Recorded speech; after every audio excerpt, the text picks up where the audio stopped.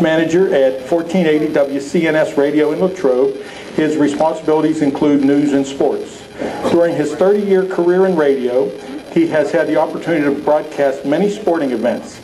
The station where he works in Latrobe carries all Latrobe football and basketball games and St. Vincent College football and basketball.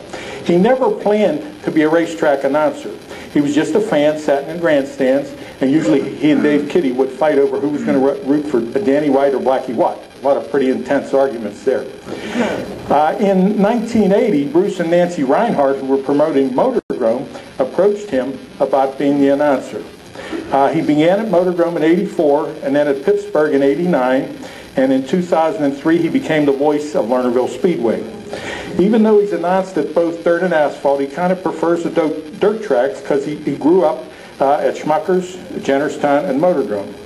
He's very professional. You know, every race night I watch him, he goes through the pits, he has a clipboard, talks to all the drivers, knows who their sponsors are, anything that's pertinent that he's going to have to cover that night at the races. He really enjoys what he's doing, but he said the toughest thing to worry about is if it rains. How can you keep people entertained for a couple hours in the rain? Dow Carnahan, please come on up.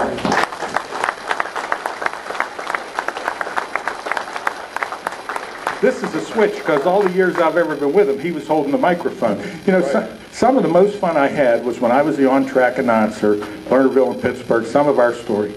Yeah, that was really good. Back when I started at Pittsburgh, you were the guy in the infield. Pittsburgh is so far away from where I'm at, up top from the infield, and we had a lot of good time. Most of what we said didn't make it over the air. A good thing, but really, it's like an awkward moment for me because I grew up. Yeah, I'll hold it. I'm used to holding it. I grew up going to the races, and I'm not a motor person, an automotive person, and I really don't know what attracted me to racing, but I grew up in New Alexandria, and that was the hometown of Blackie Watt.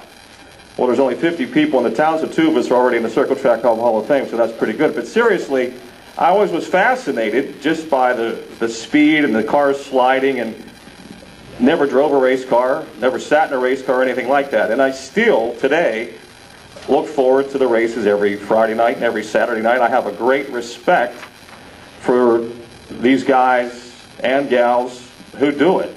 You know, I still see Lynn winning and Ed Jr., and I grew up watching the Eagle and Charge and Charlie and Robert John, and I mean, I don't know I'm here, but I'm glad to be here. If it wasn't for my parents, they've supported me in everything I've done. My dad is the one who got me going to the races. He doesn't come much anymore. He still prefers when a Ford was a Ford and a Chevy was a Chevy and a Dodge was a Dodge. But, you know, I'm humbled. I'm humbled to be here because I respect all the guys that I get to talk about. Well, you shouldn't be humbled because you're the best damn announcer in Pennsylvania, and we're glad you're here. I want to share one story with him and I when I think Ed Lynch was running down at Pittsburgh and Ganassi was here. And you said, go get an interview. And I had to go up on the top of their car hauler, and we did the interview from the top of the car hauler. Do you remember?